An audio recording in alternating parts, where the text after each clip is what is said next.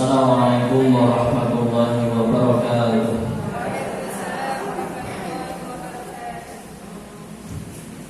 Bismillah walhamdulillah, wassalatu wassalamu ala rasulillah. La hawla wa la quwwata illa billahil aliyyil azim.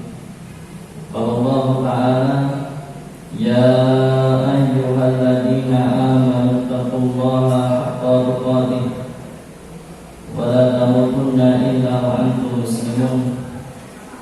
Wa qala ya ayyuhalladzina amanu taqullaha wa qulu qawlan sadida yuslih lakum a'malakum wa yaghfir lakum dhunubakum wa man yuti'illaha wa rasulahu faqad faza fawzan 'azima.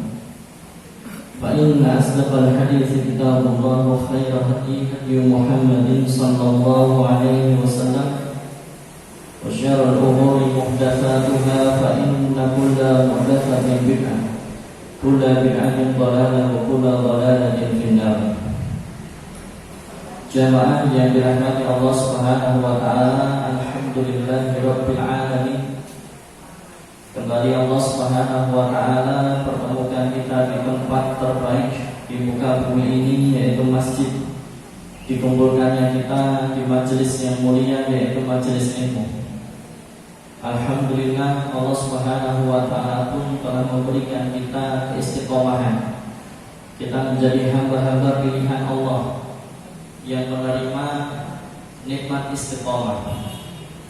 Ini nikmat yang mahal yang senantiasa tidak boleh absen dalam kita setiap hari bermohon kepada Allah Subhanahu wa taala.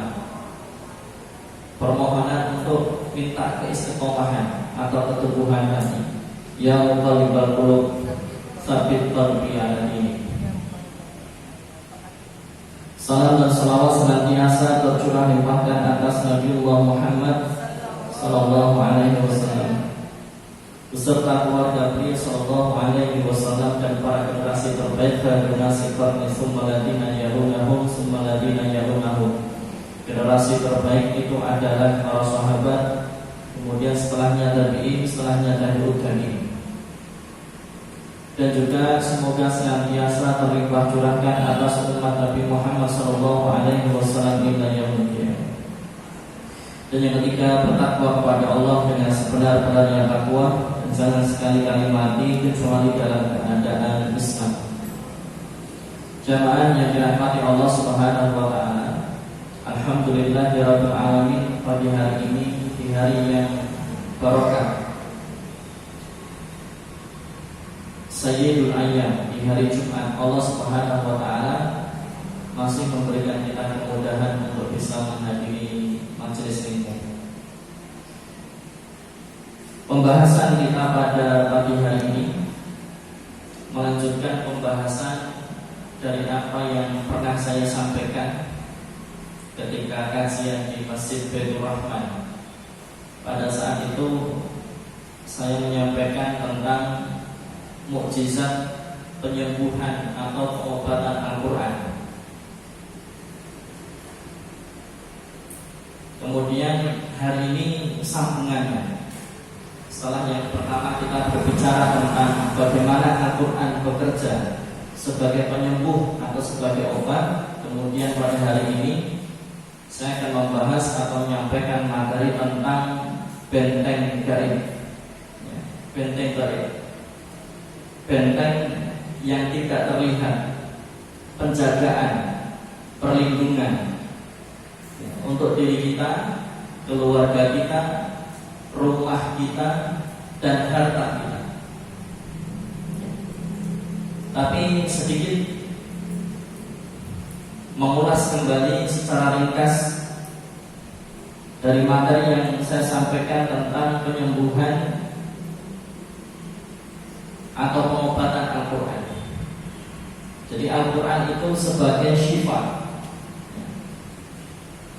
Tapi awalnya bahwa yang perlu kita pahami, sebagaimana sabda Rasulullah SAW, likulli da'i dawa'un.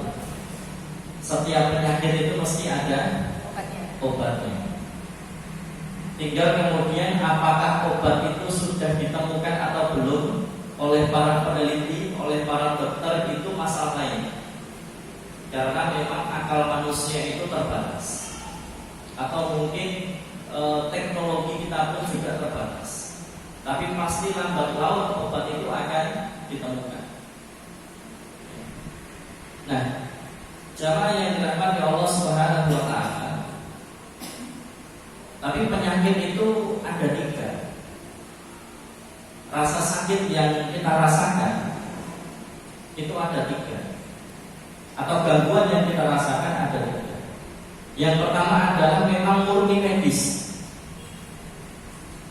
Murni ini penyakit medis, yang sehingga para dokter juga bisa mengetahui, oh ini penyakitnya, oh ini obatnya. Ya, panjenengan datang ke dokter, periksa, nanti kena diagnosa, dicek, nanti oh penyakitnya ini, kemudian nanti dikasih resep obatnya ini.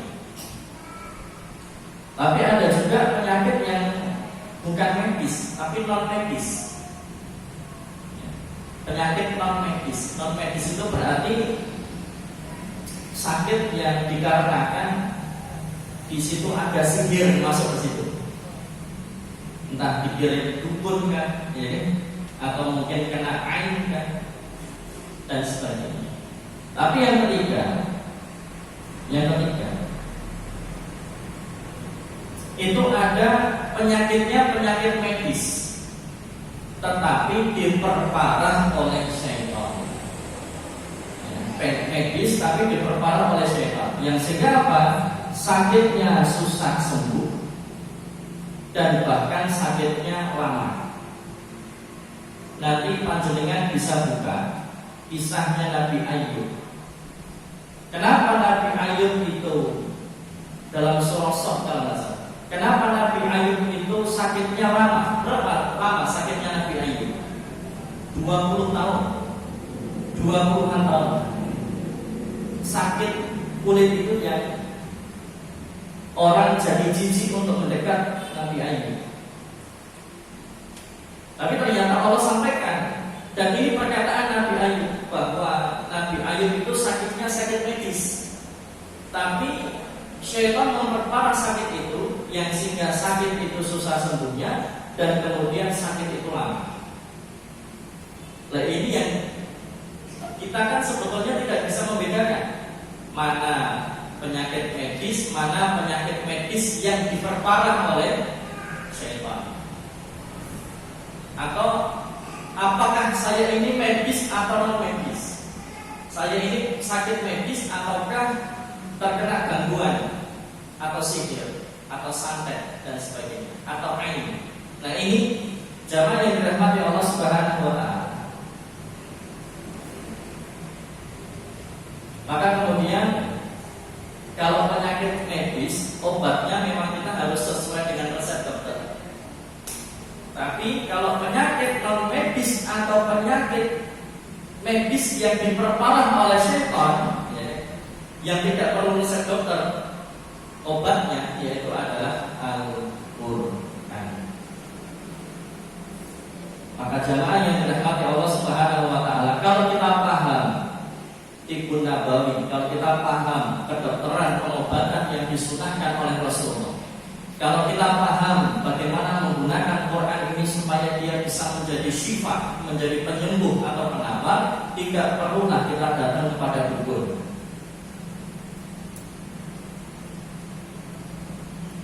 Rasulullah SAW sudah mengkabarkan, sesiapa yang pergi ke dukun tidak mempercayai yang disampaikan oleh dukun, datang ke dukun tapi tidak percaya sama dukun, tidak percaya dengan yang disampaikan oleh dukun, maka sholatnya 40 hari 40 malam tidak diterima. Terus bagaimana? Apakah nggak sholat? Kalau nggak sholat dosa besar ya, kufur. Artinya bahwa sholat yang dilakukan oleh orang yang datang ke dukun tetapi nggak percaya dengan yang disampaikan oleh dukun, itu sholatnya hanya sebagai penggugur kewajiban saja. Dia tetap wajib sholat walaupun sholatnya tidak diterima. Kalau dia belum bertobat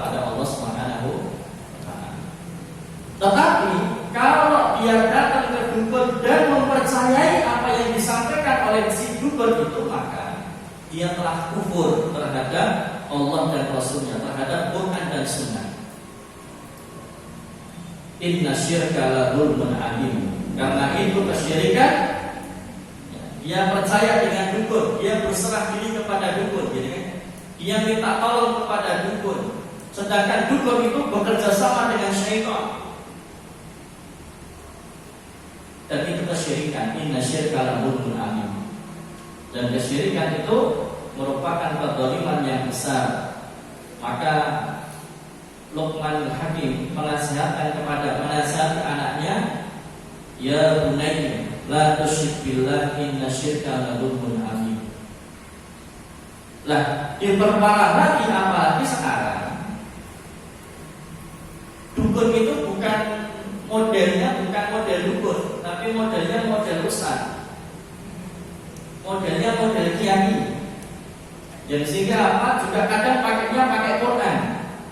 Jadi seakan-akan dia nulis ayat, ya, kemudian dibungkus kain, kemudian diminta bawa pulang, nanti dicadarkan di atas pintu, atau kasih dia kayak semacam kaligrafi, ya kan, tulisannya tulisan Arab, terus nanti dipajang di rumahnya.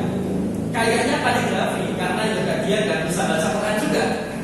Akhirnya yakin kalau itu ayat, padahal bukan ayat.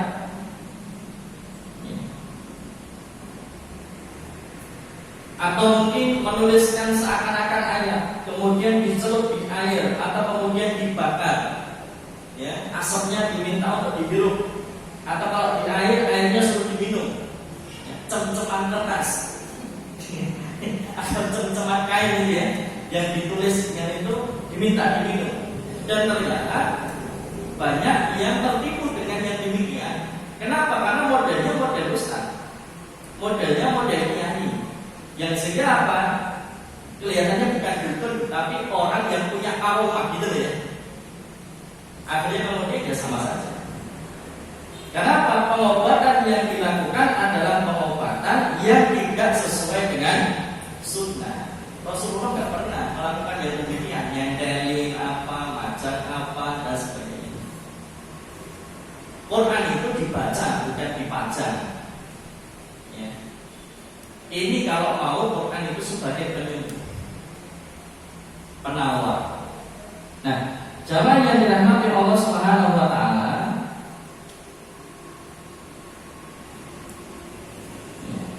dan itulah bentuk kesyirikan yang semakin kesini nampaknya kesyirikan itu modelnya bermacam-macam. Nah, padahal kalau kemudian dia datang ke dukun atau melakukan kesyirikan kemudian meninggal dalam keadaan belum bertobat, maka Allah tidak akan mengampuni dosa syirik. Allah bisa mengampuni dosanya namanya, tapi Allah tidak mengampuni dosa syirik. Kenapa? Allah diduakan. Ibu-ibu mau diduakan enggak? Ini Allah diduakan. Lucunya lagi, terkadang orang itu melakukan kesyirikan, bekerja sama dengan syaitan, padahal syaitan itu derajatnya lebih rendah daripada manusia. Bagaimana bisa dia minta tolong kepada sesuatu yang sesuatu itu derajatnya lebih rendah daripada dirinya? Kan lucu. Manusia itu Allah perintahkan khalifah fil ardh, sebagai pemimpin di muka bumi ini. Lah kok ada pemimpin tetapi dia menyerahkan urusannya, dia minta tolong, dia bergantung kepada sesuatu yang lebih rendah derajatnya daripada manusia. Syaitan itu derajatnya lebih rendah. Makanya Allah itu perintahkan iblis untuk sujud kepada manusia. Bahkan Allah perintahkan malaikat untuk sujud kepada manusia. Ini membuktikan bahwa manusia itu derajatnya lebih mulia. Tapi kenapa kemuliaan manusia banyak di antara mereka yang kemudian malah menggantungkan dirinya, berserah dirinya, menyerahkan urusannya kepada sesuatu yang lebih rendah daripada dirinya. Terkadang kesyirikan itu memang nggak masuk di akal. Lucu sekali. Contoh, orang-orang musyrikin jahiliyah itu percaya dengan adanya Allah. Ketika mereka ditanya man khalaqas samawati wal ardh, siapa yang menciptakan langit dan bumi, maka mereka akan menjawab Allah. Alhamdulillahi rabbil alamin. Allah. Oleh itu lam yalid wa lam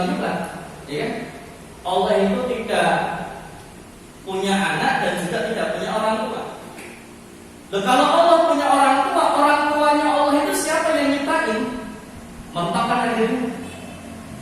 Kalau Allah punya orang tua, siapa yang menciptakan orang tuanya Allah ini? Ayo bingung juga ada. Siapa yang ada sebelum semuanya ada? Makanya lam yalid wa lam yulad wa lam yakul lahu kufuwan ahad. Tidak ada yang setara dengan Allah Subhanahu wa taala. Nah, ketika orang musyrikin Quraisy, orang-orang jahiliyah itu ditanya man khalaqas samawati wal ardh, siapa yang menciptakan langit dan bumi, maka mereka akan menjawab Allah Rabb. Tetapi yang jadi masalah adalah di uluhiyahnya, di rububiyahnya. Selamat mereka meyakini Rabb Allah itu sebagai pencipta. Tapi yang jadi masalah di uluhiyahnya. Kenapa? Karena mereka beribadah juga kepada selain Allah. Mereka menyembah berhala. Lucunya lagi, orang-orang jahiliyah dulu, orang-orang musyrikin Quraisy dulu, itu pernah mereka membuat sesembahan. Mereka membuat ilah itu roti. Membuat Tuhannya itu dari roti. Membuat ilahnya itu dari roti. Rotinya dibawa kemana-mana itu. Suatu saat mereka melakukan perjalanan, mereka melakukan safar, kelaparan. Apa yang dilakukan? Roti itu dimakan. Bayangkan ada Tuhan yang dimakan sama. Ini lucu memang, lucu-lucuan. Kesyirikan yang terjadi di masa jahiliyah, orang-orang musyrikin itu membuat Tuhannya dari roti, kemudian perjalanan jauh Tuhannya terus dibawa supaya selamat, ya kan? Supaya ada yang untuk berdoa dan sebagainya, wasilah doa. Tapi begitu di perjalanan lapar dan uang sakunya habis, itu rotinya dimakan. Bayangkan ada Tuhan yang dimakan sama. Ini jamaah yang dirahmati Allah Subhanahu wa taala. Ya. Jadi medis, ada non medis, ada medis tetapi diperparah oleh syaitan. Apakah pernah terjadi di masa Rasulullah SAW? Pernah. Apa yang terjadi pada istrinya Abdullah bin Mas'ud radhiyallahu anhu? Istrinya sahabat itu.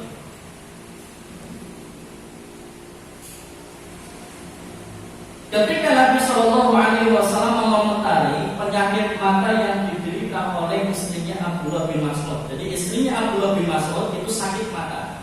Tetapi sakit matanya ini kok nggak sembuh-sembuh. Ya. Sakit matanya ini nggak sembuh-sembuh. Kok lama sekali? Sudah berobat tapi kok nggak sembuh-sembuh.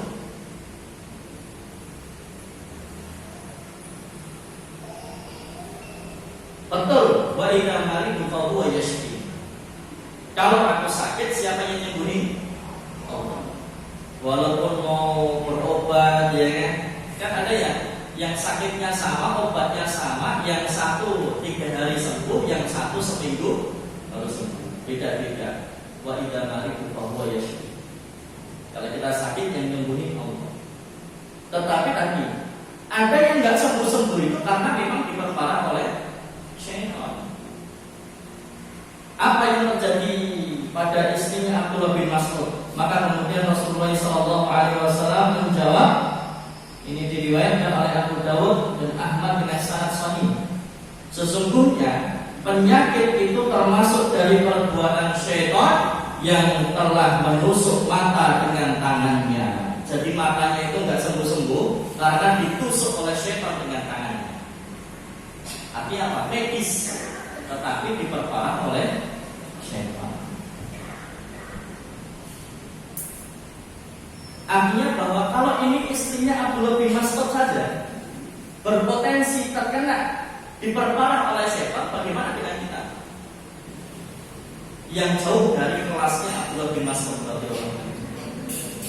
Jangan-jangan ternyata sakit kita ini ada syaitan yang nimbrung, memperparah, yang sehingga lama sembuhnya. Walaupun dengan keyakinan tadi, wa idza maridu fa huwa yashfi. Itu lidah indawah, keyakinannya itu. Tetapi ini kan sebuah ikhtiar. Ya, sebuah ikhtiar.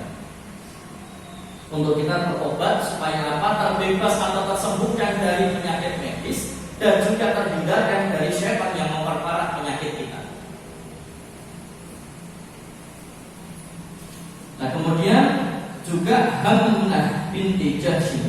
mengadukan tentang haidnya yang nggak berhenti-berhenti. Ya Rasulullah, saya ini haid, tapi kok nggak berhenti-berhenti? Mungkin yang harusnya 7 hari ternyata sampai sepekan lebih nggak berhenti-berhenti, keluar terus darahnya, ya istihadah. Maka kemudian dia Shallallahu Alaihi Wasallam menjawab, sesungguhnya hal ini istihadah, darah yang terus keluar tidak berhenti ini padahal harusnya sudah selesai haidnya, terjadi karena hentakan syaitan. Diriwayatkan oleh Ahmad.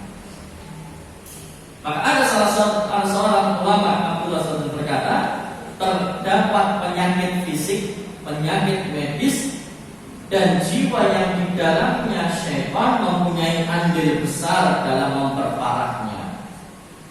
Kenapa? Karena syaitan itu tinggalnya di mana? Pembuluh darah. Yang sehingga dia akan sangat dengan mudah memperparah syaitan, apalagi terhadap penyakit-penyakit yang ada kaitannya dengan darah. Termasuk diantaranya istihadah, termasuk diantaranya kanker darah. Susah sembuhnya, kenapa? Ya di situ syaitan sangat mudah sekali berperan karena tempat tinggalnya memang di situ. Yang sehingga apa? Ketika penyakit medis misalkan kanker darah kan, atau mungkin penyakit-penyakit lainnya yang terkait dengan darah kan, maka jangan cukup dengan pengobatan medis, tapi dia juga harus menggunakan Al-Quran ini sebagai obat, sebagai penyembuh. Karena Al-Quran itu memang sebagai penyembuh, sebagaimana yang Allah Subhanahu wa Ta'ala firmankan dalam surah Yunus ayat 57 dan juga surah Al-Isra ayat 82. Quran sebagai syifa. Ya, surah Yunus ayat ke-57 dan surah Al-Isra ayat ke-82.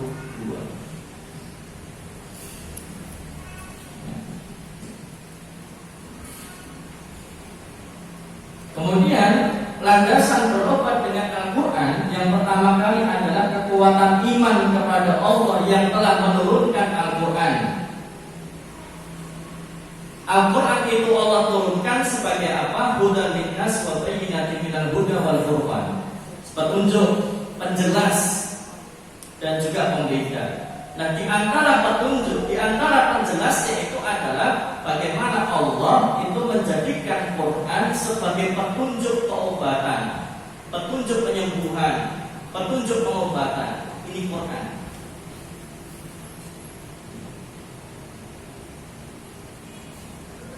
Kemudian kita harus mengimani itu. Karena tadi Allah sudah berfirman dalam surah Yunus, Allah sudah berfirman dalam surah Al-Isra. Allah sendiri yang mengatakan bahwa Quran itu syifa, bisa sebagai penyembuh, bisa sebagai obat. Maka kalau kita sakit, yang pertama kali harus kita lakukan adalah berobat dengan Quran. Medis oke, datang ke dokter boleh, minum obat silahkan, tetapi obat Quran ini jangan ditinggalkan. Yang dengan itu maka insya Allah akan mempercepat kesembuhannya. Plus kita akan mendapatkan pahala dari bacaan Quran itu. Kita akan apa istilahnya?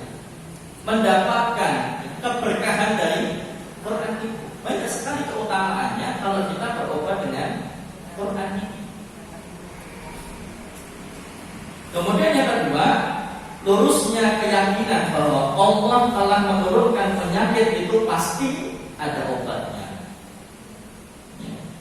Kalau obat medisnya belum ketemu, maka jangan putus asa, masih ada Quran, maka berobatlah dengan Al-Quran.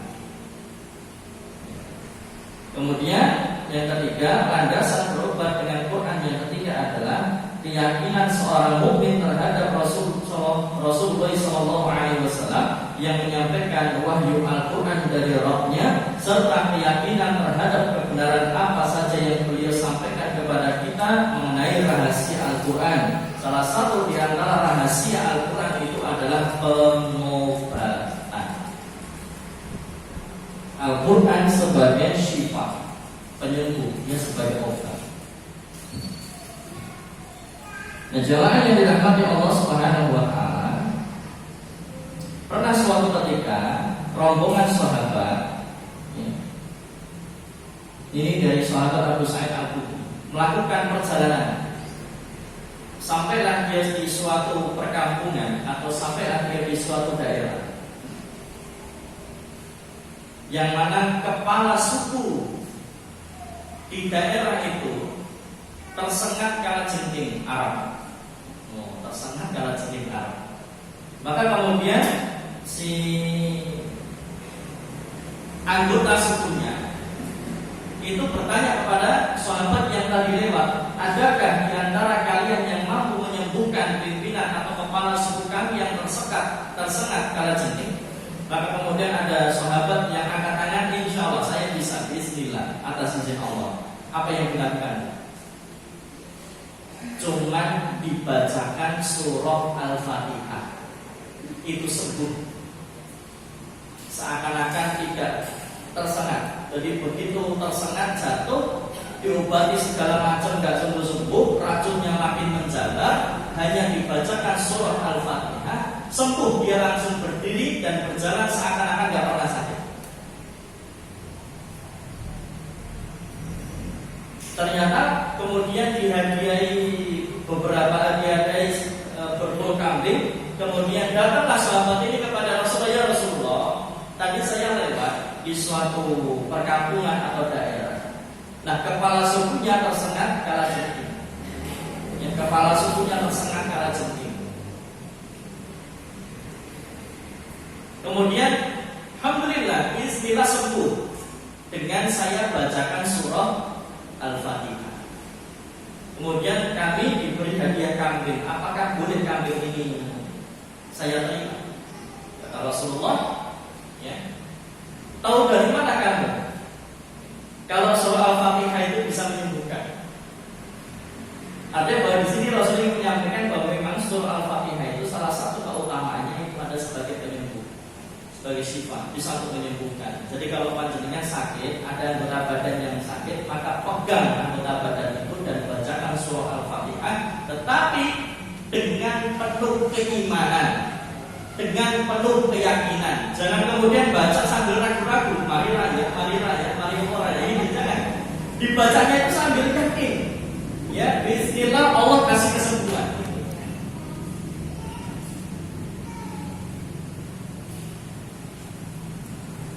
Ini kisahnya diriwayatkan oleh Bukhari dan Muslim. Kemudian beliau bersabda, ambil kambing tersebut dan potongkan untuk sebagiannya bersama kalian.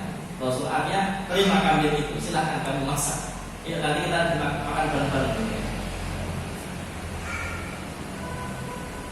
Kemudian juga Ibnu Qayyim rahimahullah berkata, aku pernah menginap di Mekah. Ini Ibnu Qayyim yang bercerita. Aku pernah menginap di Mekah selama beberapa saat, lalu aku jatuh sakit. Aku tidak mendapatkan satupun dokter di sana, tidak ada dokter, tidak ada obat. Maka aku mencoba mengobati diriku sendiri dengan membaca surah Al-Fatihah, dan aku dapati perubahan yang sangat menakjubkan. Sejak saat itu, aku sering memberikan saran kepada orang-orang yang mengeluh akan penyakitnya untuk membacakan surah Al-Fatihah.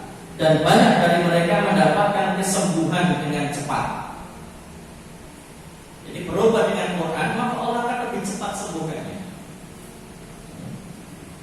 Perlu diperhatikan, membaca Al-Fatihah untuk menyembuhkan juga harus diiringi dengan rasa percaya diri, rasa percaya dan yakin kepada Allah. Jika telah bersatu rasa kepercayaan serta keyakinan kepada Allah, maka bacaan Al-Fatihah akan benar-benar memberikan kesembuhan.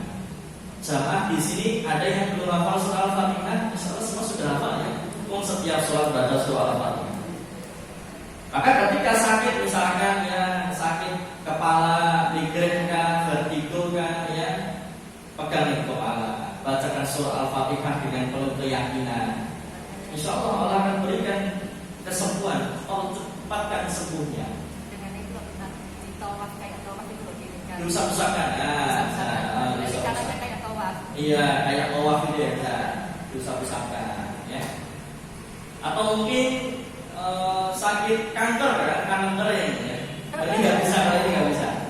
Ya, kalau kanker kering ya harus kerja ya kan.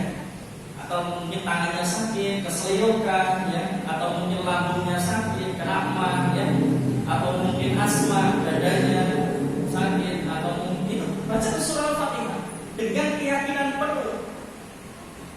Ya, keyakinan penuh, dan yang kedua adalah dia sangat paham atau dia memahami makna dari surah Al-Fatihah itu. Makanya para sahabat, kenapa Pak begitu dibacakan surah Al-Fatihah langsung sembuh? Karena keimanan sahabat luar biasa, dan para sahabat memahami betul makna dari surah Al-Fatihah. Yang sehingga apa? Cepat sembuhnya. Dan yang selanjutnya adalah kalau membacakan surah Al-Fatihah ya hanya jangan sekali, berkali-kali, dan dirutinkan untuk dibacakan surah Al-Fatihah.